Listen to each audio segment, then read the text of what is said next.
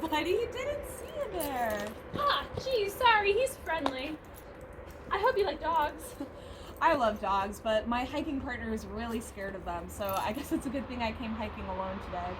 I love hiking with my dogs, but a lot of trails around me had to ban pets because of too many off-leash dogs, even though there's plenty of signs. Oh boy, I guess I didn't realize people even noticed. Other than rangers, of course. They're always spoiling the fun. Well, rangers do get a lot of complaints from other hikers and dog owners about off-leash dogs. They're just trying to do their jobs, and, the rules aren't without reason. That's weird. I would think that dog owners of all people would want the opportunity to let their dogs off leash. Well, many people use trails to gently socialize their dogs that might be aggressive or nervous. It can take years for a dog to overcome that, just like people. If I let my off-leash dog run right up to another one, I could really set back the progress that it's made. And if it is aggressive, well, I've just created a dangerous situation for everyone involved. Well, don't you think if someone has a very aggressive dog, they should just keep them inside and away from other people and dogs?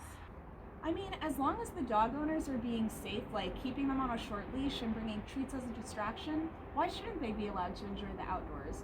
With hard work, patience, and gentle socialization, you can break a dog of its aggressive tendencies. Keeping the dog away will just ignore the root of the problem. I guess I never thought of it that way. I'll lace him up right now. I guess it's pretty irresponsible of me, considering it's a far hike back to the car if somebody were to get hurt in a dog fight. Chema here has a really great recall usually, but sometimes he's too excited and doesn't come back to me when there's other dogs or people around.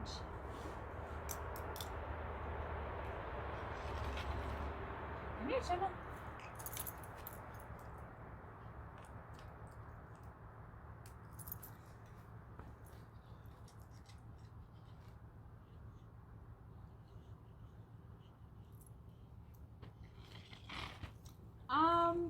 I hate to burst your bubble, but that's not a leash. What do you mean? I know these things are usually for little dogs, but Chema's never had a problem. Well, retractable cords are actually a training tool to work on recalls. Professionals discourage against everyday use because it's just not what they're made for. They can wear down really easily, and the cords are prone to snapping, choking dogs, tripping other people. I could go on for hours, but the bottom line is you wouldn't use a hammer to tighten a bolt, so you shouldn't use a retractable as an everyday walking leash. That's so frustrating. The people at the pet store told me that this was the right thing to do. Yeah, there are a lot of products in pet stores that are advertised for one thing, but they're really meant for another. The best thing to do is to research before getting your dog anything, even if it's just another chew. I guess he has choked himself going after chipmunks while he's still on the lead. He'd never try to eat them, but I do feel bad. I'm sure they run away from tons of dogs all the time. Yeah, they probably are, and that leaves them prone to predators and too stressed out to focus on looking for food and finding a mate.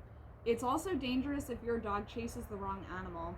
Every year, dogs are killed by moose, bears, and other big game when they're either chasing their young or just trying to play. Plus, they can kill a lot of wildlife and livestock. Somehow Chema here always finds porcupines. My vet said that getting quilled can be really dangerous. Did you know they have barbs that can travel all the way through an animal? Yeah, it's true.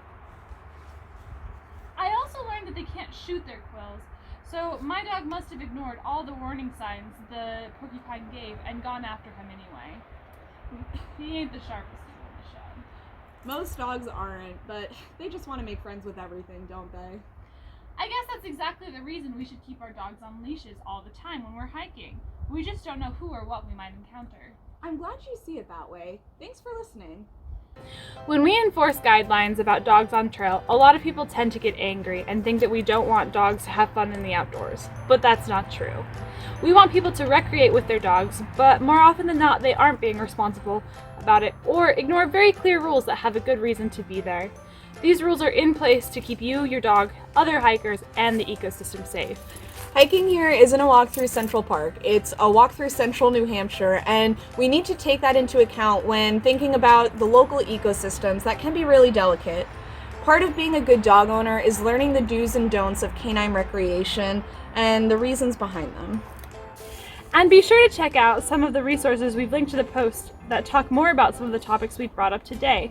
We'll be making more videos that address other rules and etiquette surrounding our favorite hikers very soon, so stay tuned. Hey Kodi, want to go for a hike? Absolutely. Hey Chenna, are you ready? Do you want to go? Ready? Do you want to go? Do you want to go? Yes. You're a good boy. You're a good boy.